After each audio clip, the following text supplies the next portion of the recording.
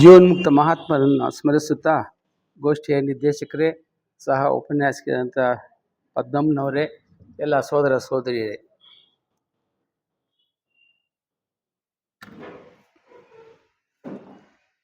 ನಮ್ಮ ಥಿಯಾಸಫಿಯಲ್ಲಿ ನಾವು 3 ಸಿದ್ಧಾಂತಗಳಿಗೆ ನಾವು ಪ್ರಾಧಾನ್ಯತೆಯನ್ನು ಕೊಟ್ಟಿದ್ದೇವೆ.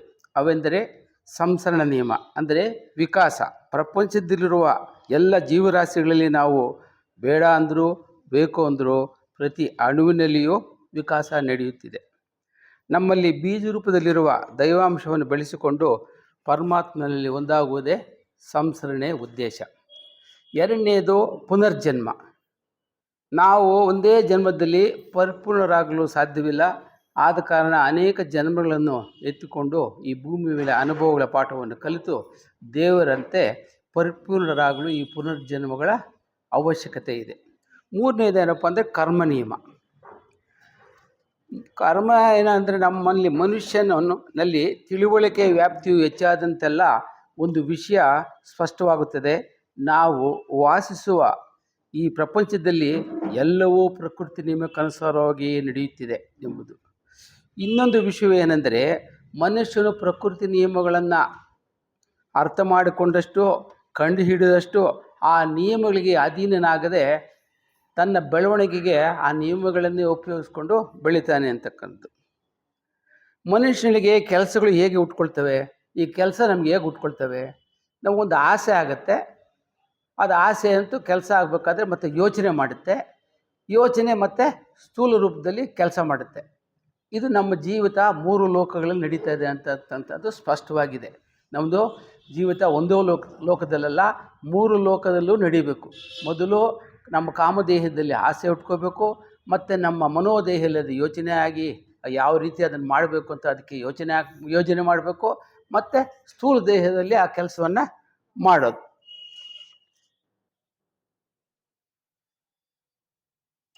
ವಿಜ್ಞಾನದ ಆಧುನಿಕ ಸಂಶೋಧನೆಗಳ ಪ್ರಕಾರ ಈ ಪ್ರಪಂಚವು ಚೈತನ್ಯದ ಒಂದು ರೂಪ.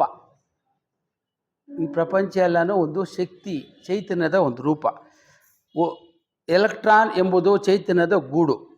ಸೂರ್ಯನು ಹಾಗೆಯೇ ಅದರ ಬಹಳ ದೊಡ್ಡ ಪ್ರಮಾಣದಲ್ಲಿ ಆ ಚೈತನ್ಯದ ರೂಪವು ಸದಾ ಬದಲಾಗುತ್ತಾ ಇರುತ್ತದೆ. ಇದೇ ಚಲನಶಕ್ತಿಯು ಬೆಳಕಾಗಿ ಮಾರ್ಪಾಟು ಹೊಂದುತ್ತದೆ, ಅಥವಾ ಶಾಖವಾಗಿ ಆಗುತ್ತದೆ, ಅಥವಾ ವಿದ್ಯುತ್ ಶಕ್ತಿಯಾಗುತ್ತದೆ.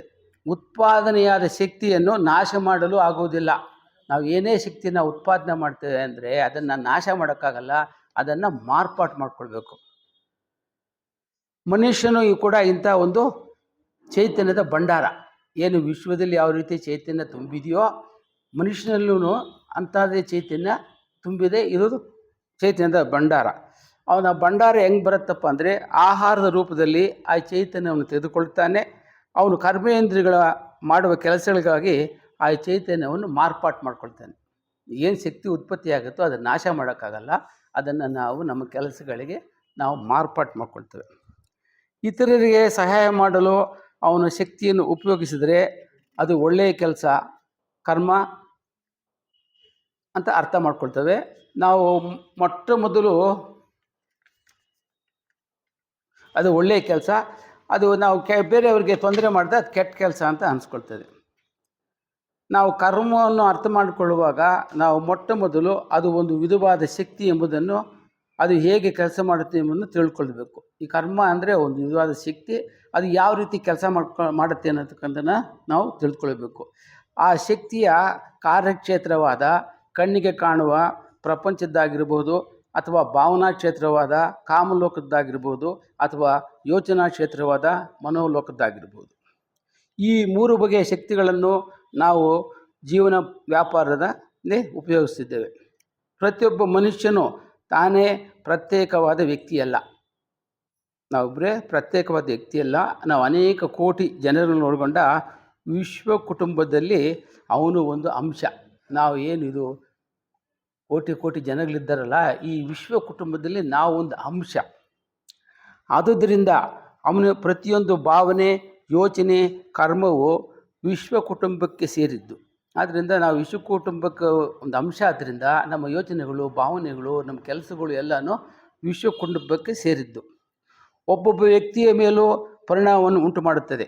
ಈ ರೀತಿಯಲ್ಲಿ ಇತರರಿಗೆ ಸಹಾಯ ಮಾಡುವಂತೆ ಅಥವಾ ಅಡ್ಡಿ ಮಾಡುವಂತೆ ಅವನ ಶಕ್ತಿಯನ್ನು ಬಳಸಿದಂತೆಲ್ಲ ಅದರಿಂದ ಉಂಟಾಗುವ ಪ್ರತಿಕ್ರಿಯೆಯನ್ನು ಅವನು ಅನುಭವಿಸಬೇಕಾಗುತ್ತೆ. ನಾವು ಅಂಶ ಆದ್ದರಿಂದ ನಾವು ಮಾಡ್ತಕ್ಕಂಥ ಪ್ರತಿಯೊಂದು ಕೆಲಸದಲ್ಲೂ ಇತರರಿಗೆ ನಾವು ತೊಂದರೆ ಮಾಡ್ತೇವೆ ಅಥವಾ ಸಹಾಯ ಮಾಡ್ತೇವೋ ಅದ್ರ ಮೇಲೆ ನಮಗೂ ಸಹಾಯ ಆಗುತ್ತೆ ಅಥವಾ ತೊಂದರೆ ಆಗುತ್ತೆ. ಅವ್ರಿಗೆ ಬೇರೆಯವರಿಗೆಲ್ಲ ನಮಗೂ ಆಗುತ್ತೆ. ತನ್ನ ಶಕ್ತಿಯನ್ನು ಸ್ವಾರ್ಥ ಹಾಗೂ ಇತರರಿಗೆ ತೊಂದರೆಯನ್ನುಂಟು ಮಾಡಿದರೆ ಅದನ್ನು ಕೆಟ್ಟ ಕೆಲಸವೆಂದು ಕರೆಯುತ್ತೇವೆ. ತಾನು ಬದುಕಿರುವ ತನಕ ಮನುಷ್ಯ ಹೀಗೆ ಚೈತನ್ಯವನ್ನು ಮಾರ್ಪಾಟು ಮಾಡುತ್ತಲೇ ಇರುತ್ತಾನೆ. ಚೈತನ್ಯವನ್ನು ಸ್ವೀಕರಿಸುತ್ತಾನೆ ಮತ್ತು ಹೊರಕ್ಕೆ ಬಿಡುತ್ತಾನೆ, ಒಳ್ಳೆಯ ಅಥವಾ ಕೆಟ್ಟ ಕೆಲಸಗಳ ರೂಪದಲ್ಲಿ. ಇಂದ್ರಿಯ ಗೋಚರ ಪ್ರಪಂಚವಲ್ಲದೆ ಕಣ್ಣಿಗೆ ಕಾಣದ ಪ್ರಪಂಚವನ್ನು ಗಣನೆಗೆ ತಿಳ್ಕೋಬೇಕು. ನಾವು ಇಂದ್ರಿಯ ಗೋಚರವಾಗಿರ್ತ ಪ್ರಪಂಚದಲ್ಲಿ ಈ ಕೆಲಸಗಳು ನಡೀತಾ ಇದೆ, ನಾವೇ ಒಂದು ಶಕ್ತಿ ಒಂದು ಮಾರ್ಪಾಟು ಮಾಡ್ತೇವೆ ಅಂತಲ್ಲ. ಕಣ್ಣಿಗೆ ಕಾಣದೇ ಇರತಕ್ಕಂಥ ಪ್ರಪಂಚದಲ್ಲಿಯೂ ಇದನ್ನು ನಾವು ಗಮನಿಸಬೇಕು. ಒಂದು ಬಾರಿ ಸುಮ್ಮನೆ ನಮ್ಮ ಕಣ್ಣು ರೆಪ್ಪೆಯನ್ನು ಬಡಿಯೋದರಿಂದ ಪ್ರಪಂಚದಲ್ಲಿರುವ ಶಕ್ತಿ ಸಮುದಾಯಕ್ಕೆ ಒಂದು ಹೊಸ ಅಂಶವನ್ನು ಸೇರಿಸಿ ಅದರ ಸ್ವರೂಪದಲ್ಲಿ ಒಂದು ಬದಲಾವಣೆಯನ್ನು ಉಂಟು ಮಾಡುತ್ತೇವೆ. ನೋಡಿ, ನಾವು ಬರೀ ಬಾಯಲ್ಲಿ ಕೈಯಲ್ಲಿ ಯೋಚನೆ ಕಾಮದೇಹದಲ್ಲಿ ಮಾಡೋ ಕೆಲಸಗಳೆಲ್ಲ ನಾವು ಕಣ್ರೆಪ್ಪೆ ಹೊಡೆದ್ರೂ ಈ ಒಂದು ಅಂಶ ಈ ಒಂದು ಪ್ರಪಂಚದಲ್ಲಿರ್ತಕ್ಕಂಥ ಶಕ್ತಿ ಸಮುದಾಯದಲ್ಲಿ ಸೇರಿ ಅಲ್ಲೊಂದು ಬದಲಾವಣೆಯನ್ನು ಉಂಟು ಮಾಡುತ್ತೆ. ಆಲೋಚನೆಗಳು ಪ್ರಕೃತಿಯಲ್ಲಿ ಸದಾ ಅಸ್ತಿತ್ವದಲ್ಲಿರುವು. ನೀವು ಸೃಷ್ಟಿಸುವ ಪ್ರತಿಯೊಂದು ಆಲೋಚನೆಯು ವಿಶ್ವದಲ್ಲಿ ಶಾಶ್ವತವಾಗಿ ಮತ್ತು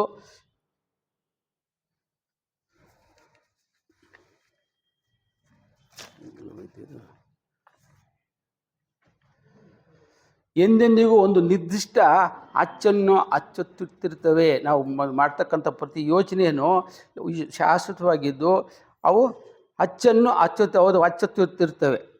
ಶಿವ, ಕೃಷ್ಣ, ರಾಮ, ಬುದ್ಧ ಇವರೆಲ್ಲರಲ್ಲೂ ಮೂಡಿದ ಪ್ರತಿಯೊಂದು ಆಲೋಚನೆಯು ಇನ್ನೂ ಜೀವಂತವಾಗಿದೆ, ಅಸ್ತಿತ್ವದಲ್ಲಿದೆ.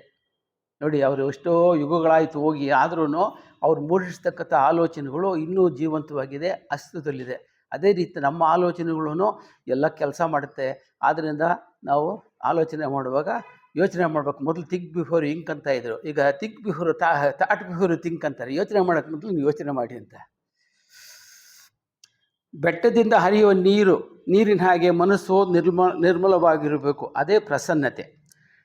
TH ಗ್ರೀನ್ ಹೇಳುವಂತೆ ನಮ್ಮಲ್ಲಿ ಅನೇಕರಿಗೆ ಒಳ್ಳೊಳ್ಳೆಯ ಉದ್ದೇಶಗಳು ಬರುತ್ತೆ, ಆದರೆ ಅವು ನಮ್ಮ ಮಾತಿನಲ್ಲಿ ಪರಿವರ್ತನವಾಗ್ತಾ ಇದೆ. ನಮಗೆಲ್ರಿಗೂ ಒಳ್ಳೆ ಉದ್ದೇಶಗಳಿದೆ, ನಾವೆಲ್ಲ ಏನೇನೋ ಅಂದ್ಕೊಳ್ತೇವೆ, ಹಾಗೆ ಮಾಡಬೇಕು ಹೀಗೆ ಮಾಡಬೇಕು ಅಂತ, ಪ್ರಪಂಚಕ್ಕೆ ಉದ್ಧಾರ ಮಾಡಬೇಕು, ಸೇವೆ ಮಾಡಬೇಕು ಅಂದ್ಕೊಳ್ತೇವೆ. ಆದರೆ ಅದು ಮಾತಿನಲ್ಲಿ ಕೊಂಡ್ಕೊಳ್ತಾ ಇದ್ದೇವೆ, ಅದು ಕೃತಿಯಲ್ಲಿ ಬರ್ತಾ ಇಲ್ಲ. ಕರ್ಮವು ಮಾನವನ ಜೀವನದ ಆಧಾರ. ಕರ್ಮವು ದೈಹಿಕ ರೂಪ ಮತ್ತು ಮಾನಸಿಕ ರಚನೆಗೆ ಶಕ್ತಿ ಮತ್ತು ಸ್ಥಿರತೆಯನ್ನು ನೀಡುತ್ತದೆ. ಈ ಕರ್ಮ ನಮ್ಮ ಜೀವನಕ್ಕೆ ಆಧಾರನೇ ಕರ್ಮ. ಇದು ನಮ್ಮ ರೂಪ ಮತ್ತು ಮಾನಸಿಕ ರಚನೆಗೆ ಶಕ್ತಿ ಮತ್ತು ಸ್ಥಿರತೆಯನ್ನು ನೀಡುತ್ತದೆ.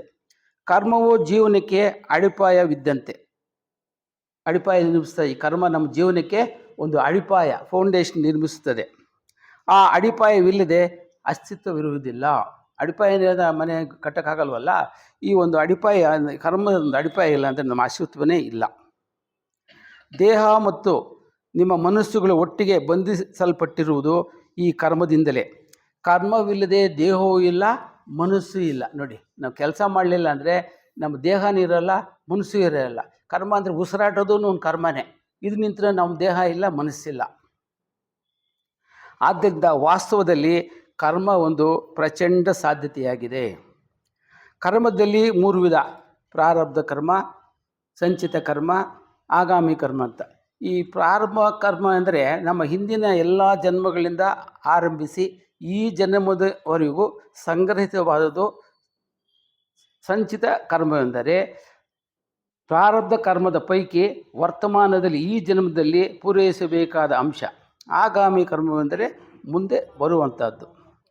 ಮನುಷ್ಯನು ಅನುಭವಿಸಬೇಕಾದ ಕಷ್ಟ ಸುಖಗಳನ್ನು ಜಾಣತನದಿಂದ ಅಥವಾ ಎಚ್ಚರಿಕೆಯಿಂದ ಕರ್ಮದೇವಗಳು ನಿರ್ಣಯಿಸಿ ಅವನಿಗೆ ಈ ಜನ್ಮದಲ್ಲಿ ಎಷ್ಟು ಅನುಭವಕ್ಕೂ ಅಷ್ಟು ಮಾತ್ರ ಕರ್ಮ ಫಲವನ್ನು ಕೊಡ್ತಾರೆ. ಇಲ್ಲೇನು ಜಾಸ್ತಿ ಕಷ್ಟ ಕೊಡೋಲ್ಲ. ಕಷ್ಟ ಕೊಟ್ಟರೆ ಅವ್ನು ಮುಂದೆ ಬೆಳವಣಿಗೆ ಕಷ್ಟ ಆಗುತ್ತೆ, ಹೊರೆ ಆಗ್ತದೆ ಅಂಥೇಳಿ ಕಷ್ಟ ಕಡಿಮೆನೇ ಕೊಡ್ತಾರೆ, ಸುಖ ಜಾಸ್ತಿನೇ ಕೊಡ್ತಾರೆ. ಆದರೆ ನಾವು ಅದನ್ನು ಕಷ್ಟವಾಗಿ ಮಾಡ್ಕೊಂಡಿದ್ದೇವೆ. ನಾವು ಹೀಗೆ ಏನಾಗಿದೆಯೋ ಅದು ನಮ್ಮ ಹಿಂದಿನ ಜನ್ಮಗಳ ಕರ್ಮಫಲ. ನಾವಂತೇವಲ್ಲ, ಅಯ್ಯೋ ಇದು ನನ್ನ ಕರ್ಮನಪ್ಪ ಅಂತೇವೆ ಏನಾದರೂ ಕಷ್ಟ ಬಂದಾಗ. ಆದರೆ ಅದು ಕರ್ಮ ಅಂತ ನಾವು ಗೊಣಗಾಡ್ತೇವೆ, ಅದನ್ನು ನಾವು ಗೊಣಗುಡ್ತೇವೆ, ಅದನ್ನು ನಾವು ಸಂತೋಷವಾಗಿ ಸ್ವೀಕರಿಸೋದಿಲ್ಲ. ನಾವು ಈಗಾಗಲೇ ನಾವು ತಿಳ್ಕೊಂಡಿದ್ದೇವೆ, ನಮ್ಮ ದೊಡ್ಡ ದೊಡ್ಡ ಮಹರ್ಷಿಗಳು, ರಮಣ ಮಹರ್ಷಿಗಳಾಗಿರ್ಬೋದು, ನಮ್ಮ ರಾಮಕೃಷ್ಣ ಪರಮಹಂಸರಾಗಿರ್ಬೋದು, ಚಿನ್ಮಯರಾಗಿರ್ಬೋದು, ಎಲ್ರಿಗೂ ಕಾಯಿಲೆ ಇತ್ತು ಅಂತ ನಾವು ಕೇಳಿದ್ದೇವೆ. ಆದರೆ ಅವ್ರ ಕಾಯಿಲೆ ಇತ್ತು ಅಂತ ಯಾವಾಗೂ ಕೊರಗಲಿಲ್ಲ. ಅವ್ರ ಕಾಯಿಲೆ ಇದ್ದಿದ್ದು ಅವ್ರ ದೇಹಕ್ಕೆ, ಅವರ ಮನಸ್ಸಿಗಲ್ಲ, ಅವರ ಆತ್ಮಕ್ಕಲ್ಲ. ಆತ್ಮ ಆನಂದ ಸ್ವರೂಪಿ, ಅದಕ್ಕೆ ಅವ್ರು ಆನಂದವಾಗೇ ಇದ್ದರು. ಯಾರೂ ನಮ್ಮ ಕಾಯಿಲೆ ಇದೆ ಅಂತ ಕೊರಗಲಿಲ್ಲ. ನಾವೇನು ಮಾಡ್ತೇವೆ, ಆ ಕಾಯಿಲೆ ಬಂದಾಗ ಕೊರಗ್ತೇವೆ. ಕೊರಗಬಾರ್ದು, ಅದನ್ನು ಸಂತೋಷವಾಗಿ ತೀರಿಸ್ಬೇಕು. ತೀರಿಸ್ಬೇಕಿದ್ರೆ ಅಷ್ಟು ಕರ್ಮ ಮುಗೀತು ಅಂತ. ಈಗ ಸಾಲ ತಗೊಳ್ತೇವೆ, ಆ ಸಾಲ ಕೊಟ್ಬಿಟ್ರೆ ನಮ್ಗೆ ಎಷ್ಟು ನೆಮ್ಮದಿ ಆಗುತ್ತೆ, ಓ ತೀರಿಸ್ನಪ್ಪ ಅಂತ ಆರಾಮಾಗಿರ್ತೀವಿ. ಇಲ್ಲಾಂದರೆ ಸಾಲ ಕೊರಿತಾ ಇರ್ತದೆ. ಈ ಕರ್ಮನೂ ಅಷ್ಟೇ, ಇದನ್ನು ತೀರಿಸ್ಬಿಟ್ರೆ ಆದಷ್ಟು ನಮ್ಮ ಭಾರ ಕಡಿಮೆ ಆಗಿ ನಾವು ಆರಾಮಾಗಿರ್ಬೋದು. ಅದನ್ನು ನಾವು ಗೊಣಗಾಡದೆ ಅದನ್ನು ಇದು ಮಾಡಬಾರ್ದು. ಇದೆಲ್ಲ ನಾವೇ ಮಾಡ್ಕೊಂಡು ಬಂದಿರತಕ್ಕಂಥದ್ದು. ನಮಗೇನೇ ಈಗ ಅನುಭವಿಸ್ತಾ ಇದ್ದೇವೋ ನಮ್ಮ ಹಿಂದಿನ ಜನ್ಮದಲ್ಲಿ ನಾವು ಪಡ್ಕೊಂಡು ಬಂದಿರ್ತಕ್ಕಂಥ ಭಾಗ್ಯ, ನಾವೇ ಕೇಳ್ಕೊಂಡು ಬಂದಿರೋದು. ಇದು ಅವರಾಗ ಏನು ಕರ್ಮದೇವಸ್ಥರು ಕೊಡಲಿಲ್ಲ, ನಾವು ಕೇಳ್ಕೊಂಡು ಬಂದಿರೋದ್ರಲ್ಲಿ ಹೆಚ್ಚಿಗೆ ಸುಖ ಕೊಟ್ಟು ಕಡಿಮೆ ಕಷ್ಟ ಕೊಟ್ಟಿದ್ದಾರೆ. ದೈವಿ ನಿಯಮಗಳು ಕದಲದೆ ದಾರಿ ತಪ್ಪದೆ ಯಾವಾಗಲೂ ಏಕಪ್ರಕಾರವಾಗಿ ಕೆಲಸ ಮಾಡುವ ಸಂಗತಿಯನ್ನು ನಮ್ಮ ಯೋಚನೆಗಳಿಗೂ ನಾವು ಆಚರಿಸುವ ನೀತಿಗಳಿಗೂ ಅನ್ವಯಿಸಬಹುದು. ಪುರಾತನವಾದ ಮತ ಸಿದ್ಧಾಂತಗಳು, ಕೆಲವು ನವೀನ ಮತಗಳು ಈ ಸಂಗತಿಯನ್ನು ಬೋಧಿಸುವು. ಇದರಿಂದ ಮನುಷ್ಯನು ತನ್ನ ಮುಂದಿನ ಸ್ಥಿತಿಗೆ ತಾನೇ ಕಾರಣಕರ್ತನೆಂಬುದು ನಿಜವಾದ ಸಂಗತಿ ಎಂದು ತಿಳಿಯಬಹುದು. ನಾವು ಇಚ್ಛಿಸಿದಂತೆ ಮುಂದಕ್ಕೆ ನಾವು ಆಗಬಹುದು. ಕರ್ಮವಿಧಿಗೆ ಸಹಾಯಕಾರಿಯಾದ 3 ದೈವಿ ನಿಯಮಗಳಿರ್ತವೆ. ಅವ್ಯಾವಪ್ಪ ಅಂದರೆ, ಯೋಚನೆಯು ಮನುಷ್ಯನ ಶೀಲ ಸ್ವಭಾವವನ್ನು ನಿರ್ವಹಿಸುವುದು ಅಂತ, ಅಂದರೆ ಮನದಂತೆ ಮಾನವ.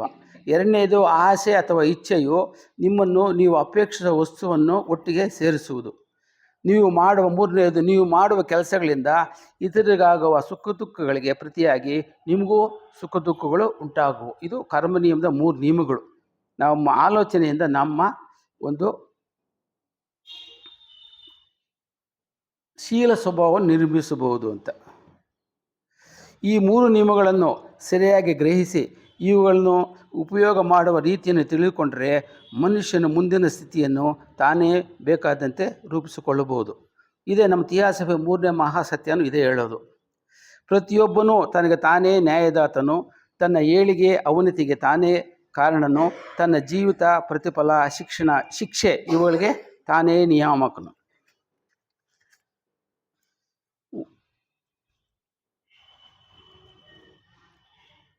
ಯೋಚನೆ ಹೇಗೆ ನಮ್ಮ ಶೀಲ ಸ್ವಭಾವವನ್ನು ನಿರ್ಮಿಸುವುದು ಎಂದು ತಿಳಿಯೋಣ. ಈ ವಚನದ ನಿಜತ್ವವನ್ನು ಪುರಾತನ ಮತಸಿದ್ಧಾಂತಗಳ ವಿಮರ್ಶೆಯಿಂದಾಗಲಿ ನಿಮ್ಮ ಸ್ವ ಅನುಭವದಿಂದಾಗಲಿ ಪರೀಕ್ಷಿಸಿ ನೋಡಬಹುದು. ಸ್ವ ಅನುಭವದಿಂದ ಪರೀಕ್ಷಿಸಿ ನೋಡುವುದು ಉತ್ತಮ, ಏಕೆಂದರೆ ಸ್ವ ಅನುಭವವು ನಿಮ್ಮಲ್ಲಿ ಸುಸ್ಥಿರವಾಗಿ ನಿಲ್ಲುವುದು.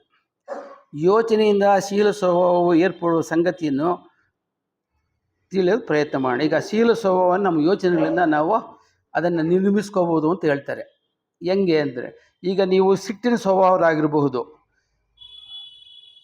ನಮಗೆಲ್ಲರೂ ಅಲ್ಲಿ ಸ್ವಲ್ಪ ಸಿಟ್ಟಿದೆ, ಆದರೆ ನಿಮಗೆ ಸುಲಭವಾಗಿ ಸಿಟ್ಟಿಗೆ ಏರುತ್ತೆ ಎಂಬ ಸಂಗತಿಯು ನಿಮಗೆ ಗೊತ್ತಿರುತ್ತೆ. ನೀವು ಸಿಟ್ಟಿನ ಸ್ವಭಾವರಾದರೆ ನಿಮಗೆ ನಾನು ಎಲ್ಲ ಸಣ್ಣ ಪುಟ್ಟಕ್ಕೆಲ್ಲ ಸಿಟ್ಟಿಗೆ ಇರ್ತೇನೆ ಅಂತ ಸಂಗತಿ ನಿಮ್ಗೆ ಗೊತ್ತಿರುತ್ತೆ. ಆ ವಿಷಯವನ್ನು ತಿಳಿದುಕೊಂಡ ಮೇಲೆ ಪುನಃ ಸಂಗತಿಯನ್ನು ಯೋಚಿಸ್ಕೊಡ್ದು. ಯಾವಾಗ ನಾನು ಸಿಟ್ಟಿನ ಸ್ವಭಾವನ ಅಂತ ಯೋಚಿಸ್ಕೊಡ್ದು. ಹಂಗೆ ಯೋಚಿಸ್ತಾ ಇದ್ರೆ ಏನಾಗುತ್ತೆ, ಇನ್ನೂ ಸಿಟ್ಟಿಗೆ ಶಕ್ತಿ ಹೆಚ್ಚುತ್ತೆ. ಅದಕ್ಕೆ ಏನು ಮಾಡಬೇಕು, ಸಿಟ್ಟಿನ ಸ್ವಭಾವವನ್ನು ನಾವು ದೂರ ಮಾಡಬೇಕಂದ್ರೆ ಅದಕ್ಕೆ ವಿರುದ್ಧವಾದ ತಾಳ್ಮೆಯನ್ನು ನಾವು ಯೋಚನೆ ಮಾಡಬೇಕು. ಅದಕ್ಕೆ ವಿರುದ್ಧವಾದ್ದೇನಪ್ಪ, ತಾಳ್ಮೆ.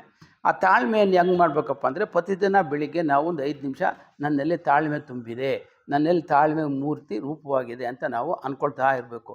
ಇದು ನಾವು ವೈಜ್ಞಾನಿಕವಾಗಿ ಸಂಶೋಧನೆ ಮಾಡೋದ್ರಿಂದ ಇದು ಪ್ರತಿದಿನವೂ ಮಾಡಬೇಕು. ಒಂದು ದಿವಸ ಮಾಡಿ ಒಂದು ದಿವಸ ಬಿಟ್ಟರೆ ಆಗೋಲ್ಲ. ಈ ರೀತಿ ಒಂದು ವಾರ ಕಾಲ, ಒಂದು ತಿಂಗಳ ಕಾಲ ನಾವು ಮಾಡ್ತಾಯಿದ್ರೆ ನಮಗೆ ತಾಳ್ಮೆ ಬಂದು ಸಿಟ್ಟಿನ ಸ್ವಭಾವ ಕಡಿಮೆ ಆಗುತ್ತೆ. ಇದು ಹೆಂಗಪ್ಪ ಕಡಿಮೆ ಆಗ್ಬೇಕಂದ್ರೆ, ಸಿಟ್ಟಿನ ಬರೋಕ್ಕೆ ಮುಂಚೆನೇ ಈ ತಾಳ್ಮೆ ನಮ್ಗೆ ಬರಬೇಕು ಮನಸ್ಸಿಗೆ. ಸಿಟ್ಟು ಬಂದ ಮೇಲೆ ತಾಳ್ಮೆ ಬಂದರೆ ಪ್ರಯೋಜನ ಇಲ್ಲ, ಎಲ್ಲ ಮುಗಿದೋಗಿರುತ್ತೆ ಕೆಲಸ. ಆ ಸಿಟ್ಟು ಬರೋಕ್ಕೆ ಮೊದಲೇ ನಮ್ಮ ಅನುಭವದಲ್ಲಿ ತಾಳ್ಮೆ ನೋಡಬೇಕು, ಅದು ನಮ್ಮ ಸ್ವಭಾವವಾಗಬೇಕು. ಅಲ್ಲಿವರೆಗೂ ನಾವು ಮಾಡ್ತಾ ಇರಬೇಕು ಅಂತ. ಇದೇ ರೀತಿ ನಮ್ಮ ಎಲ್ಲ ಗುಣಗಳನ್ನು ನಾವು ನಿವಾರಣೆ ಮಾಡ್ಕೊಳ್ಳೋಕ್ಕೆ ನಮಗೆ ಯೋಚನೆ ಸಹಕಾರಿಯಾಗುತ್ತೆ ಅಂತ.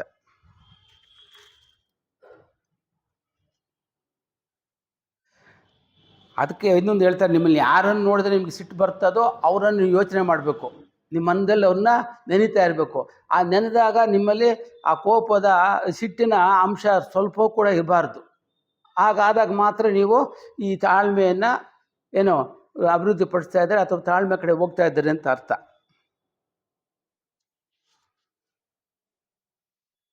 ಇದೇ ಮಾರ್ಗವನ್ನು ಹಿಡಿದು ನಿಮ್ಮಲ್ಲಿರುವ ಲೋಪದೋಷಗಳನ್ನು ನೀವು ಕಳೆದುಕೊಳ್ಳಬಹುದು. ಎರಡನೇ ನಿಯಮ ಅಂತ ಆಶಿಸುವ ವಸ್ತುವನ್ನು ಒಟ್ಟಿಗೆ ಸೇರಿಸುವುದು ಅಂತಿದೆ. ನಾವೇನಾದರೂ ಆಸೆ ಪಟ್ಟರೆ ಆಸೆ ಪಡುವ ವಸ್ತುವನ್ನು ನಮ್ಮನ್ನು ಒಟ್ಟಿಗೆ ಸೇರಿಸ್ತದೆ. ಹೌದೇ ಇಲ್ವಾ? ಹೆಂಗೆ ಅಂತ ನೋಡೋಣ. ಜಗತ್ತಿನಲ್ಲಿರುವ ಚಾಲಕ ಶಕ್ತಿಯು ಆಕರ್ಷಣಾ ಶಕ್ತಿಯ ರೂಪದಲ್ಲಿ ಎಲ್ಲೆಲ್ಲಿಯೂ ವ್ಯಕ್ತವಾಗುತ್ತಿರುವುದನ್ನು ನಾವು ನೋಡಬಹುದು. ಹೊರಗಿನ ವಿಷಯಗಳು ತಮ್ಮ ಕಡೆಗೆ ನಮ್ಮನ್ನು ಆಕರ್ಷಣೆ ಮಾಡುತ್ತಿರುವವರೆಗೂ ಅದನ್ನು ಆಸೆ ಎಂದು ಕರೆಯುತ್ತೇವೆ. ಈ ಹೊರಗಿನ ವಿಷಯ ತಮ್ಮ ಕಡೆಗೆ ನಮ್ಮನ್ನು ಆಕರ್ಷಿಸುವವರೆಗೂ ಅದನ್ನು ಆಸೆ ಎಂದು ಕರೆಯುತ್ತೇವೆ. ಇದೇ ಶಕ್ತಿಯು ನಮ್ಮ ಅಂತರಂಗದಿಂದ ಕೆಲಸ ಮಾಡುವಾಗ ಈ ಶಕ್ತಿಯನ್ನು ಇಚ್ಛೆ ಎಂದು ಕರೆಯುತ್ತೇವೆ. ಆಸೆ ಇಚ್ಛೆ ಎರಡೂ ಒಂದೇ ಶಕ್ತಿ, ಎರಡು ರೂಪಾಂತರಗಳು. ಇದು ಕೆಳಗಿನ ಲೋಕದಲ್ಲಿ ಆಸೆ ಅಂತೇವೆ, ಮೇಲ್ಮಟ್ಟದಲ್ಲಿ ಇದನ್ನು ಇಚ್ಛೆ ಅಂತೇವೆ. ಲೋಕದಲ್ಲಿರುವುದೆಲ್ಲವೂ ಚೈತನ್ಯ ಸ್ವರೂಪವಾದ ಒಂದೇ ಶಕ್ತಿ ಆಗುವುದರಿಂದ ನೀವು ಅಪೇಕ್ಷಿಸುವುದೆಲ್ಲವೂ ಈ ಶಕ್ತಿಯ ರೂಪಾಂತರವಾದ ಆಶಾಶಕ್ತಿಯಿಂದ ನಿಮ್ಮ ಒಳಗೆ ಸೆಳೆಯಲ್ಪಡುವವು. ಇದು ಲೋಕದಲ್ಲಿರ್ತಕ್ಕಂಥ ಒಂದೇ ಶಕ್ತಿ ಆಗೋದ್ರಿಂದ ನೀವು ಅಪೇಕ್ಷಿಸುವ ಎಲ್ಲವೂ ಈ ಶಕ್ತಿಯ ರೂಪಾಂತರವಾದ ಆಶಾಶಕ್ತಿಯಿಂದ ನಿಮ್ಮ ಒಳಗೆ ಸೆಳೆಯಲ್ಪಡುವು. ಒಂದೇ ಶಕ್ತಿಯ ರೂಪಾಂತರಗಳು ಎಲ್ಲ ಶಕ್ತಿಗಳು ಒಂದಾಗಿ ಸೇರಿಕೊಳ್ಳಲು ಯಾವಾಗಲೂ ಪ್ರಯತ್ನ ಪಡುತ್ತವೆ. ಒಂದೇ ಶಕ್ತಿಯ ಇವೆಲ್ಲನೂ ಯಾವಾಗಲೂ ಒಂದೇ ಆಗಲೂ ಇವು ಪ್ರಯತ್ನ ಪಡ್ತವೆ. ಆ ಕಾರಣದಿಂದಾಗಿಯೇ ನಾವು ಇನ್ನೊಬ್ಬರನ್ನು ಸಂಧಿಸಿದಾಗ ನಮ್ಮಲ್ಲಿರುವ ಜೀವಕೋಶಗಳು ಉತ್ಸಾಹದಿಂದ ಅವರಲ್ಲಿರುವ ಜೀವಕೋಶಗಳನ್ನು ಆಕರ್ಷಿಸಿ ನಡೆದಾಡಲು ಬಯಸುತ್ತವೆ. ನಾವು ಇನ್ನೊಬ್ಬರನ್ನು ಕಂಡಾಗ ನಮ್ಮಲ್ಲಿರ್ತಕ್ಕಂಥ ಜೀವಕೋಶಗಳು ಆ ವ್ಯಕ್ತಿಯನ್ನು ನೋಡಿ ಉತ್ಸಾಹದಿಂದ ನಲಿದಾಡಿ ಅವನನ್ನು ಆಕರ್ಷಣೆ ಮಾಡಬೇಕು ಅಂತ ಮುಂದೆ ಬರ್ತವೆ. ಏನು, ನಮ್ಮ ಜೀವಕೋಶಗಳು. ನಾವೇನಾದರೂ ಅದಕ್ಕೆ ವಿರುದ್ಧವಾಗಿ ನಡ್ಕೊಂಡ್ರೆ ಆ ಜೀವಕೋಶಗಳು ನಮಗೇ ಶತ್ರುಗಳಾಗ್ತವೆ. ನಮ್ಮದೇ ಜೀವಕೋಶಗಳು ನಮ್ಮ ವಿರುದ್ಧ ಕೆಲಸ ಮಾಡೋಕ್ಕೆ ಪ್ರಯತ್ನ ಪಡ್ತವೆ. ಯಾವಾಗ ನಾವು ಇನ್ನೊಬ್ಬರನ್ನ ಮೇಲೆ ಸ್ಪಂದಿಸದೇ ಇದ್ದಾಗ. ಈ ಜೀವಕೋಶಗಳು ನಮ್ಮಲ್ಲಿ, ಯಾಕಂದರೆ ಒಂದೇ ಶಕ್ತಿ ಅಲ್ಲ ಇರೋದು, ಆ ಒಂದು ಶಕ್ತಿ ಎಲ್ಲ ಆಕರ್ಷಣೆ ಮಾಡುತ್ತೆ ಅನ್ನೋದಕ್ಕೆ ಇದು ಒಂದು ಉದಾಹರಣೆ. ನಮ್ಮಲ್ಲಿರ್ತಕ್ಕಂಥ ಜೀವಕೋಶಗಳು ಇನ್ನೊಬ್ಬರು ಯಾರು ನಮ್ಮ ಎದುರಿಗೆ ಬಂದಾಗ ಅವನಲ್ಲಿ ಇವನು ಕುಣಿದಾಡಿಕೊಂಡು ಉತ್ಸಾಹದಿಂದ ಅವನನ್ನು ಆಕರ್ಷಣೆ ಮಾಡೋಕ್ಕೆ ಪ್ರಯತ್ನ ಪಡ್ತವೆ. ನಾವು ಅದಕ್ಕೇನು ಅಡ್ಡಿಪಡಿಸಿದ್ರೆ ಅದೇ ಜೀವಕೋಶಗಳು ನಮ್ಮ ವಿರುದ್ಧ ಕೆಲಸ ಮಾಡಿ ನಮಗೆ ಅನಾರೋಗ್ಯವನ್ನು ತಂದುಕೊಡ್ತವೆ. ಆಟೋ ಇಮ್ಯೂನ್ ಡಿಸೀಸ್ ಅಂತಾರೆ ಅದಕ್ಕೆ.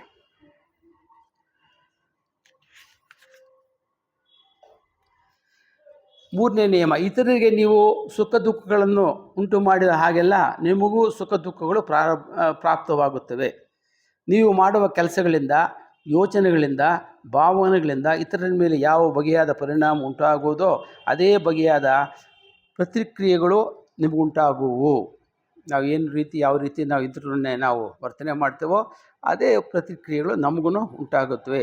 ನಾವು ಭತ್ತವನ್ನು ಬಿತ್ತಿದರೆ ಭತ್ತವೇ ಬರುವುದೇ ಹೊರತು ಬೇರೆ ಯಾವ ಧಾನ್ಯವೂ ಬರುವುದಿಲ್ಲ. ಮಾಡಿದ್ದುಣ್ಣೋ ಮಹಾರಾಯ ಅಂತ ಹೇಳ್ತೇವಲ್ಲ, ನಾವು ಏನು ಮಾಡ್ತೇವೋ ಅದೇ ನಮಗೆ ಹಿಂದಿರುಗುತ್ತೆ. ಈಗ ಸುಖದ ಬೀಜಗಳನ್ನು ಬಿತ್ತಿದರೆ ನಿಮಗೆ ಸುಖವೇ ಬರುವುದು. ಆದರೆ ಸ್ವಾರ್ಥ ಭಾವನೆಯಿಂದ ಕೆಲಸ ಮಾಡಿದರೆ ಸ್ವಾರ್ಥತೆಯೇ ನಿಮ್ಮಲ್ಲಿ ಬೆಳೆಯುವುದು. ಕರ್ಮ ಫಲಗಳನ್ನು ಅರ್ಹರ ಬ್ರಹ್ಮಾದಿಗಳಿಂದನೂ ಬದಲಿಸೋಕ್ಕಾಗೋದಿಲ್ಲ ಅಂತ ಹೇಳ್ತಾರೆ. ಈಗೊಂದು ಉದಾಹರಣೆ ಕೊಡಬೇಕಾದ್ರೆ, ದೇವಿಗೆ ಕೃಷ್ಣನ ತಾಯಿ 14 ವರ್ಷ ಜೈಲಿನಲ್ಲಿರ್ತಾಳೆ. ಕೃಷ್ಣನು ದೈವಾಂಶ ಸಂಭೂತನು.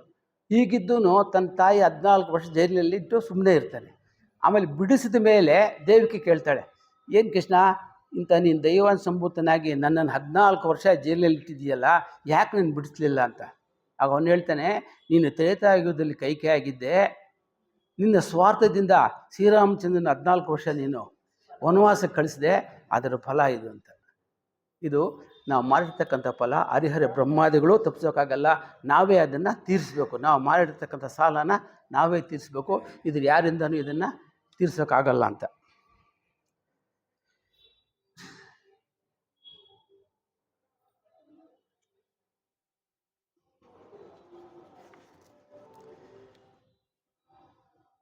ಇಲ್ಲಿ ಇನ್ನೊಂದು ವಿಷಯ ನಮಗೆ ತಿಳಿಯುವುದೇನೆಂದರೆ, ಯಾವ ದೇಹದಲ್ಲಿ ತೊಂದರೆ ಮಾಡಿದರೆ ಅದೇ ದೇಹದಲ್ಲಿ ನಾವು ಕಷ್ಟವನ್ನು ಅನುಭವಿಸಬೇಕು. ಕಾಮದೇಹದಲ್ಲಿ ರಾಗದ್ವೇಷಗಳಿಂದ ಇತರರಿಗೆ ತೊಂದರೆಯುಂಟು ಮಾಡಿದರೆ ನಾವು ದುಃಖವನ್ನು ಕಾಮದೇಹದಲ್ಲಿ ಅನುಭವಿಸುತ್ತೇವೆ. ಮನೋಲೋಕದ ಯೋಚನೆಗಳಿಂದ ಇತರರಿಗೆ ನೋವುಂಟಾದರೆ ಅದು ಮನೋದೇಹದಲ್ಲಿಯೇ ಖಿನ್ನತೆಯಿಂದ ಬಳಲಬೇಕಾಗುತ್ತದೆ.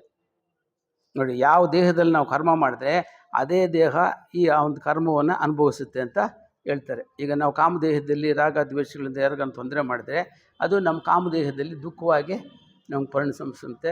ಒಳ್ಳೇದು ಮಾಡಿದ್ರೆ ನಮ್ಮ ಮನಸ್ಸಿನಲ್ಲಿ ಅದು ಒಳ್ಳೆಯದಾಗುತ್ತೆ. ಅದಕ್ಕೊಂದು ಉದಾಹರಣೆ ಏನಪ್ಪ ಅಂದರೆ, ಒಬ್ಬ ಹೆಂಗಸು ಹಿಂದಿನ ಜನ್ಮದಲ್ಲಿ ಸುಹೃದ್ರೂಪಿಯಾಗಿದ್ಲು, ಭಾಳ ಸುಂದರವಾಗಿದ್ಲು. ಆಕೆ ಯಾವಾಗಲೂ ಬೇರೆಯವ್ರನ್ನ ಮೂದಿಸ್ತಾ ಇದ್ಲು, ನೀವು ಸರಿಯಿಲ್ಲ ಹಾಗೆ ಹೀಗೆ ಅಂತ. ಕಡೆಗೆ ಆಕೆಗೆ ಬೇಜಾರಾಗಿ ಕಡೆಯಲ್ಲಿ ಏನು ತೀರ್ಮಾನ ಮಾಡ್ತಾಳೆ ಅಂದರೆ, ನನಗೆ ಸುಂದರವಾಗಿರೋದನ್ನೆಲ್ಲ ಹೀಯಾಳಿಸೋದು, ನಾನು ಕುರುವಿಪಾಗಿ ಹುಟ್ಟಬೇಕು ಅಂತ ಮನಸ್ಸಲ್ಲಿ ಅಂದ್ಕೊಂಡ್ಬಿಡ್ತಾಳೆ. ಮುಂದಿನ ಜನ್ಮದಲ್ಲಿ ಕುರುವಿಪಾಗಿ ಹುಡ್ತಾಳೆ. ಆ ಕುರುವಿಪಾಗಿ ಹುಟ್ಟಿದಾಗ ಎಲ್ಲರೂ ಆಕೆನ ಮುದ್ಲಿಸ್ತಾರೆ, ನೀನು ಕುರುವಿಪಿ ಅಂತ. ಈ ಒಂದು ಮೂದಲಿಕೆಯಿಂದ ಆಕೆಗೆ ಏನಾಗುತ್ತೆ, ಖಿನ್ನತೆ ಬಂದುಬಿಡುತ್ತೆ. ಇಲ್ಲಿ ಮನಸ್ಸಿನಲ್ಲಿ, ಮಾನಸಿಕ, ಯಾಕಂದರೆ ಅವ್ನ ಮನಸ್ಸಿನಲ್ಲಿ ತಾನೇ ಮಾಡಿದ್ದು, ಅದಕ್ಕೆ ಆಕೆ ಖಿನ್ನತೆ ಬಂದು ಆಕೆಗೆ ಖಿನ್ನತೆ ಕಾಯಿಲೆ ಅಂತ ಬಳಲ್ತಾಳೆ. ಕಡೆಗೆ ಒಬ್ಬರು ನಮಗೆಲ್ಲ ಗೊತ್ತು, ನಮ್ಮ KC ಹೆಡ್ಗರ್ ಅಂತ ಒಬ್ಬರು ಅಮೇರಿಕಾದಲ್ಲಿದ್ದರು 1887ರಿಂದ 1945ರಲ್ಲಿ.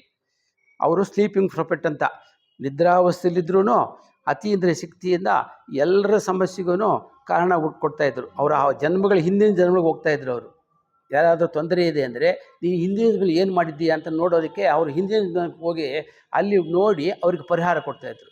ಈಕೆಗೂ ಅಂಥದ್ದೇ ಪರಿಹಾರ ಕೊಟ್ಟರು. ಯಾಕೆ ಅಂತ ಕೇಳಿದ್ರೆ, ನೀನು ಹಿಂದಿನದಲ್ಲಿ ಹಿಂಗೆ ಮಾಡಿದ್ದೀಯಾ, ಅದಕ್ಕೆ ಹೀಗಾಯಿತು ಅಂದಾಗ ಆಕೆಗೆ ಸಮಾಧಾನ ಆಯಿತು, ಇದು ನಾನು ಮಾಡಿದ್ದೆ, ನಾನೇ ಅನುಭವಿಸ್ಬೇಕು ಅಂತ.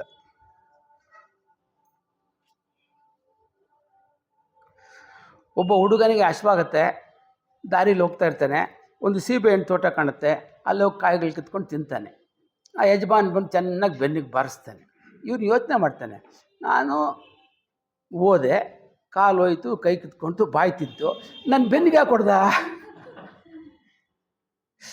ಆಮೇಲೆ ಅವ್ನಿಗೆ ಅರ್ಥ ಆಗುತ್ತೆ, ಓ ನನ್ನ ಬೆನ್ನು ನನ್ನ ಸ್ಥೂಲ ದೇಹನೇ ಅಲ್ವಾ, ಕೈ ಕಾಲು ಸ್ಥೂಲ ದೇಹನೇ, ಬಾಯಿ ಸ್ಥೂಲ ದೇಹನೇ, ಇದು ನನ್ನ ಸ್ಥೂಲ ದೇಹ ಮಾಡಿದ ತಪ್ಪಿಗೆ ಸ್ಥೂಲ ದೇಹ ಈ ನೋವನ್ನು ಅನುಭವಿಸುತ್ತೆ ಅಂತ ಅವ್ನಿಗೆ ಗೊತ್ತಾಗುತ್ತೆ.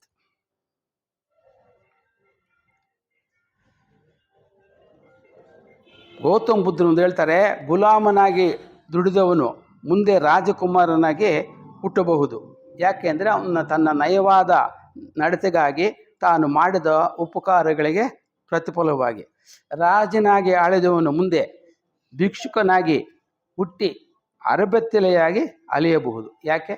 ಅವನು ಮಾಡಬಾರದನ್ನು ಮಾಡಿದ್ದಕ್ಕಾಗಿ, ಮಾಡಬೇಕಾದ್ದನ್ನು ಬಿಟ್ಟಿದ್ದಕ್ಕಾಗಿ. ರಾಜನೂ ಭಿಕ್ಷುಕನಾಗಿ ಹುಟ್ಟೋ ಸಂದರ್ಭ ಬರುತ್ತೆ. ಯಾಕಂದರೆ ಅವನ ಕೆಲಸ ಏನು ಅಂತ ಅವನು ಮಾಡಲಿಲ್ಲ, ಮಾಡಬಾರ್ದನ್ನು ಮಾಡ್ದ, ಮಾಡಬೇಕಾದನ್ನು ಬಿಟ್ಟ.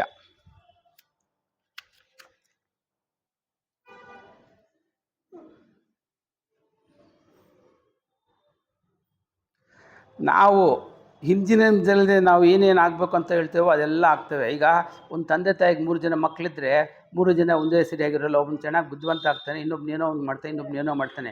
ಇದೆಲ್ಲ ಅವ್ರು ಹಿಂದಿನ ಜನದಲ್ಲಿ ಮಾಡ್ಕೊಂಬಂದಿದ್ದು. ನಾವು ಹಿಂದಿನ ಜನದಲ್ಲಿ ನಾವು ಮುಂದೆ ನಾನು ಐಶ್ವರ್ಯನಾಗಬೇಕು ಅಂತ ಹೇಳಿದ್ರೆ ಅವನು ಮುಂದೆ ಐಶ್ವರ್ಯನಾಗಲೇ ಆಗ್ತಾನೆ. ನಾನು ವಿದ್ಯಾವಂತನಾಗಬೇಕಂದ್ರೆ ವಿದ್ಯಾವಂತನಾಗ್ತಾನೆ, ಡಾಕ್ಟ್ರ್ ಆಗಬೇಕು ಅಂದರೆ ಡಾಕ್ಟ್ರೇ ಆಗ್ತಾನೆ. ಯಾಕೆಂದರೆ ಅವನ ಸಂಕಲ್ಪ ಇಲ್ಲಿ ಮುಂದಿನ ಜನ್ಮದಲ್ಲಿ ಅದು ನೆರವೇರುತ್ತೆ. ಅದಕ್ಕೆ ನಾವು ಈಗೇನಾಗಿದ್ದೇವೆ, ಹಿಂದಿನ ಜನ್ಮ ಈಗ ಕೇಳ್ಕೊಂಬಂದಿದ್ದೇವೆ. ಅದಕ್ಕೆ ಮುಂದಿನ ಜನ್ಮ ನಮ್ಮ ಕೈಯಲ್ಲಿದೆ. ನಾವು ಈಗೇನಾಗಬೇಕು ಅಂತ ಅಂದ್ಕೊಂಡು ಆ ಒಂದು ನಿಟ್ಟಿನಲ್ಲಿ ನಾವು ನಡೆದರೆ ಅದೇ ಮುಂದಿನ ಜನ್ಮ ನಾವು ತಗೋಬೋದು ಅಂತ. ಈಗ ನಾವು ಮಾಡ್ತಕ್ಕಂಥ ಕೆಲಸಗಳಲ್ಲೇ ನಾವೆಲ್ಲ ಸಿಕ್ಕಾಕ್ಕೊಂಡು ಈ ಒಂದು ಜನ್ಮಗಳನ್ನು ತಗೊಳ್ತಾ ಇದ್ದೇವೆ. ಅದಕ್ಕೆ ಒಂದು ಗುರುಬೋಧೆ ಈಗ ಹೇಳುತ್ತೆ, ಮಾಡುವಂತಿರಬೇಕು, ಮಾಡದಂತಿರಬೇಕು. ಮಾಡುತ್ತಾ ಮಾಡುತ್ತಾ ಮಾಡುವ ಮಾಟದೊಳಗೆ ತಾನಿರಬೇಕು. ನಾವು ಕೆಲಸ ಮಾಡಬೇಕು, ಮಾಡ್ದಂಗಿರಬೇಕು, ಮಾಡ್ತಾ ಮಾಡ್ತಾ ಆ ಕೆಲಸದಲ್ಲಿ ನಾವೇ ಇಲ್ಲ ಅಂತಿರಬೇಕು. ಇದು ಮನಸ್ಸಿನ ಸ್ಥಿತಿ. ನಾವು ಯಾವುದೇ ಕೆಲಸ ಮಾಡಬೇಕಾದ್ರೆ ನಮ್ಮ ಮನಸ್ಥಿತಿ ಹೇಗಿರಬೇಕು ಅಂತ ತೋರಿಸುತ್ತೆ ಇದು.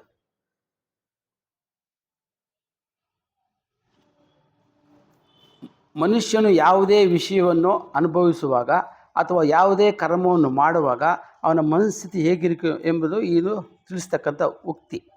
ಮನುಷ್ಯನು ಶಬ್ದ, ಸ್ಪರ್ಶ ಮುಂತಾದ ವಿಷಯಗಳನ್ನು ಅನುಭವಿಸುತ್ತಾ ಮತ್ತು ತನ್ನ ಪಾಲಿನ ಕರ್ಮವನ್ನು ಮಾಡುತ್ತಲೇ ಆ ಬಂಧನದಿಂದ ಬಿಡುಗಡೆ ಹೊಂದಬಹುದು.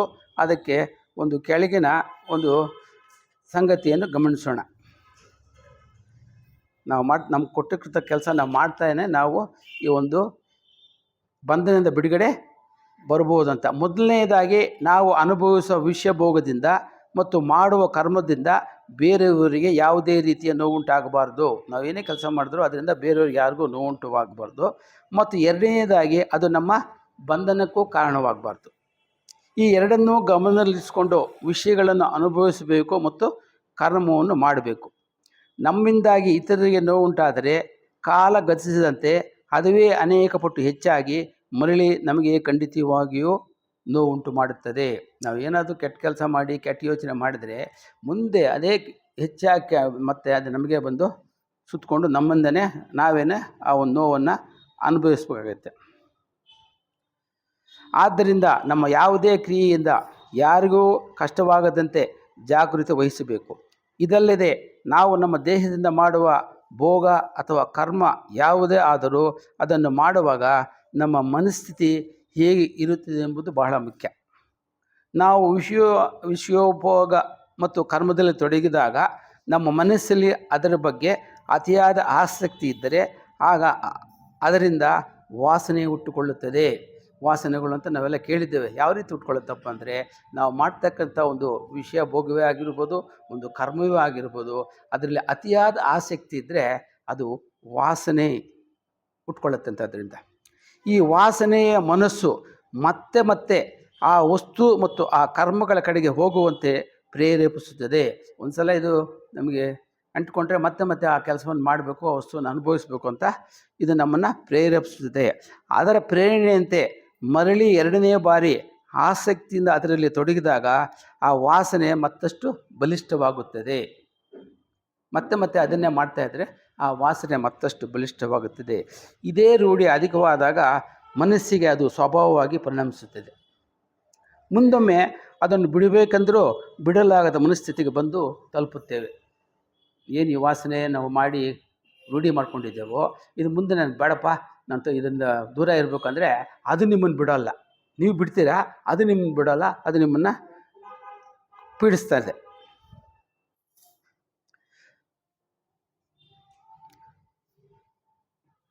ಆಗ ಅದುವೇ ಒಂದು ಮಹಾಬಂಧನವಾಗಿ ಬಿಡುತ್ತದೆ. ಯಾವಾಗ ಅದನ್ನ ನಾವು ಬಿಡೋಕ್ಕಾಗಲ್ವೋ ಅದನ್ನು ನಮಗೇನಾಗುತ್ತೆ, ಒಂದು ಮಹಾಬಂಧನವಾಗಿ ಬಿಡುತ್ತದೆ. ಇದಕ್ಕೆಲ್ಲ ಕಾರಣ ನಾವು ಉಪಯೋಗಿಸುವ ವಿಷಯಗಳೂ ಅಲ್ಲ, ನಾವು ಮಾಡುವ ಕರ್ಮವೂ ಅಲ್ಲ. ಬದಲಾಗಿ ಆ ಸಮಯದಲ್ಲಿ ನಮ್ಮ ಮನಸ್ಸಿನಲ್ಲಿರುವ ಆಶಾಶಕ್ತಿಯೇ ಇದಕ್ಕೆಲ್ಲ ಕಾರಣ. ಇದಕ್ಕೆಲ್ಲ ಏನಪ್ಪ ಈ ವಾಸನೆಗಳು, ಈ ಬಂಧನ ಯಾಕೆ ಉಂಟಾಯಿತು ಅಂದರೆ, ಆ ಕೆಲಸ ಮಾಡುವಾಗ ನಮ್ಮ ಮನಸ್ಸಲ್ಲಿರ್ತಕ್ಕಂಥ ಅತಿಯಾದ ಆಸಕ್ತಿಯೇ ಇದಕ್ಕೆ ಕಾರಣ. ಅದಕ್ಕೇನು ಮಾಡಬೇಕಪ್ಪ ಅಂದರೆ, ಕೆಸರಿಡದೊಳಗಿನ ಕಮಲದಂತೆ ನಿರ್ಲಿಪ್ತ ಭಾವದಿಂದ ಇವುಗಳನ್ನು ಮಾಡಿದಾಗ ದೇಹವು ಕರ್ಮ ಮತ್ತು ವಿಷಯ ಭೋಗಗಳು ಮಾಡಿದರೂ ಮನಸ್ಸು ಮಾಡದಂತೆಯೇ ಇರುತ್ತದೆ. ಕೆಸರಿನಲ್ಲಿ ಕಮಲ ಇದೆ, ಬೆಳೀತದೆ, ಎಲ್ಲ ಬೇರುಗಳು ಎಲ್ಲ ಇದೆ, ಆದರೆ ಅದು ನೀರಿಗೆ ಅಂಟ್ಕೊಳ್ಳಲ್ಲ, ನಿರ್ಲಿಪ್ತವಾಗಿರುತ್ತೆ. ಅದಕ್ಕೆ ಭಗವದ್ಗೀತೆಯಲ್ಲಿ ಪದ್ಮಪತ್ರ ಬಿಂಬಾಂಬಸ ಅಂತ ಹೇಳಿದ್ದಾರೆ. ನೀವು ಆ ರೀತಿ ನಿರ್ಲಿಪ್ತ ಜೀವನ ಮಾಡಬೇಕು, ನೀವು ಯಾವುದಕ್ಕೂ ಅಂಟ್ಕೋಬಾರ್ದು ಅಂತ. ಮಾಡಿದಾಗ ದೇಹ ಕರ್ಮ ಮಾಡಿದ್ರು, ವಿಷಯ ಭೋಗಗಳನ್ನು ಅನುಭವಿಸಿದ್ರು ಮನಸ್ಸು ಮಾಡದಂತೆ ಇರುತ್ತದೆ. ಆಗ ಯಾವ ಬಂಧನವೂ ಉಂಟಾಗೋದಿಲ್ಲ. ಆದ್ದರಿಂದ ನಿರ್ಲಿಪ್ತತೆಯು ಬಂಧನದ ಮುಕ್ತಿಯ ಸರಳ ಸೋಪಾನ ಆಗುತ್ತೆ ಅಂತಾರೆ.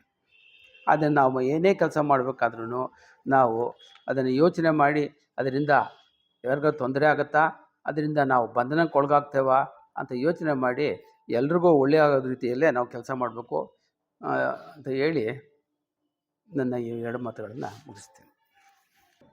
ಸೋದರ ಸೊಣ್ಣಪ್ಪರೆಡ್ಡಿಯವರು ಕರ್ಮ ನಿಯಮದ ಬಗ್ಗೆ ಬಹಳಷ್ಟು ಸ್ಪಷ್ಟನೆಯನ್ನು ಕೊಟ್ಟಿದ್ದಾರೆ. ಅದ್ಯಾರೋ ಹಾಡ್ತಾ ಇದ್ರು ತೆಲುಗಿನಲ್ಲಿ, ఎవరు చేసిన కర్మ వారు అనుభవించక ఎవరి ಕೈನನ್ನು ತಪ್ಪದನ್ನ.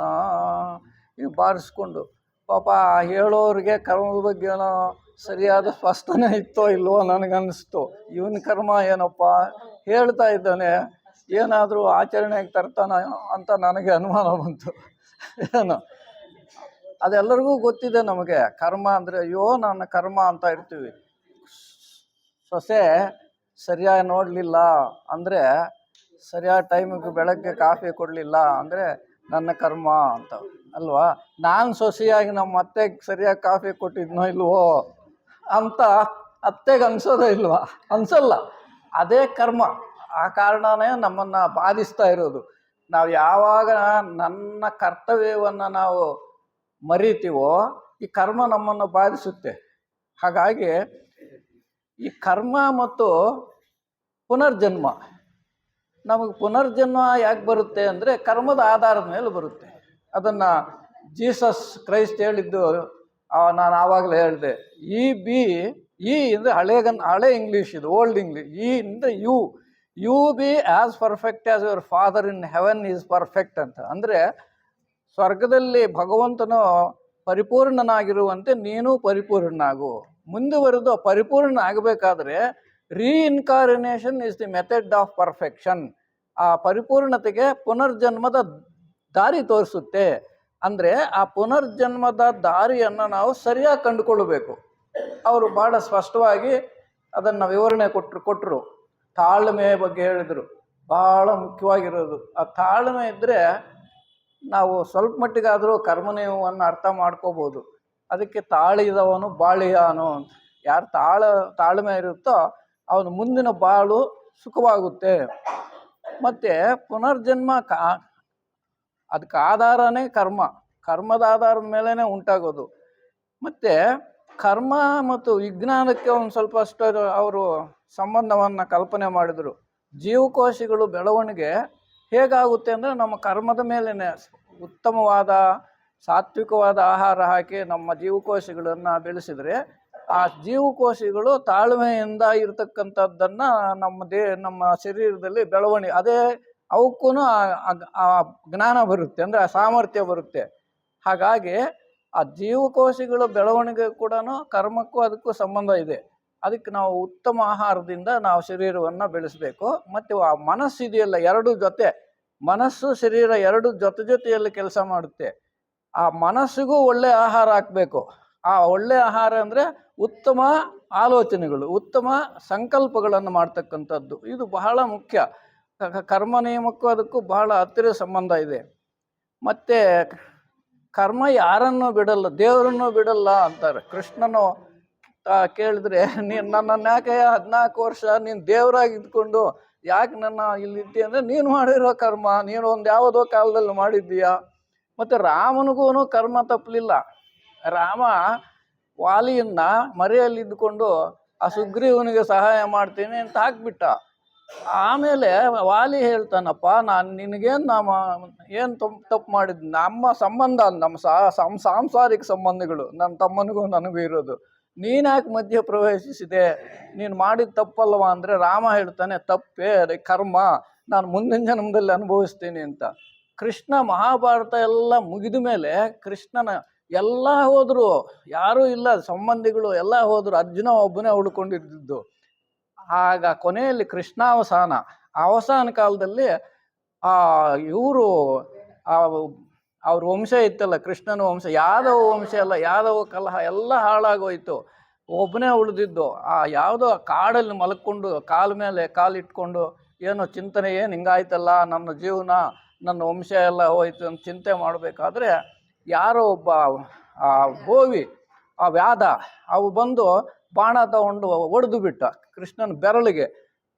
ಬೆರಳು ಕತ್ತರಿಸೋಯ್ತು, ರಕ್ತ ಸೋರ್ತಾ ಇದೆ, ಜೀವ ಹೋಗ್ತಾ ಇದೆ. ಆವಾಗ ಗೊತ್ತಾಯಿತು ನಾನು ಯಾರೋ ಮನುಷ್ಯನಿಗೆ ಹಾಕ್ಬಿಟ್ಟೆ ಅಂತ. ಅಲ್ಲಿಗೆ ಬಂದು, ಭಗವಂತ ನಾನು ನಿನಗೆ ಹಾಕ್ಬಿಟ್ನಲ್ಲ ಹಿಂಗೆ ಅಂದು. ಏನು ತಪ್ಪಿಲ್ಲಪ್ಪ, ನಾನು ನನ್ನ ಹಿಂಗೆ ಗೊತ್ತಿಲ್ಲದೆ ಹಾಕಿದೆ ಯಾವುದೋ ಸಂದರ್ಭದಲ್ಲಿ. ಆ ವಾಲಿನೇ ನೀನು, ವಾಲಿನ ಸಾಯಿಸಿದ್ನಲ್ಲ. ರಾಮಾಯಣದಲ್ಲಿ ಮಾಡಿದ ತಪ್ಪು ಮಹಾಭಾರತದಲ್ಲಿ ಕೃಷ್ಣ ಅನುಭವಿಸಿದ, ರಾಮ ಎಲ್ಲ ಯಾವುದೇ ಸಂಬಂಧಗಳನ್ನು ನಾವು ತಪ್ಪಿಸ್ಕೊಳ್ಳೋಂಗಿಲ್ಲ.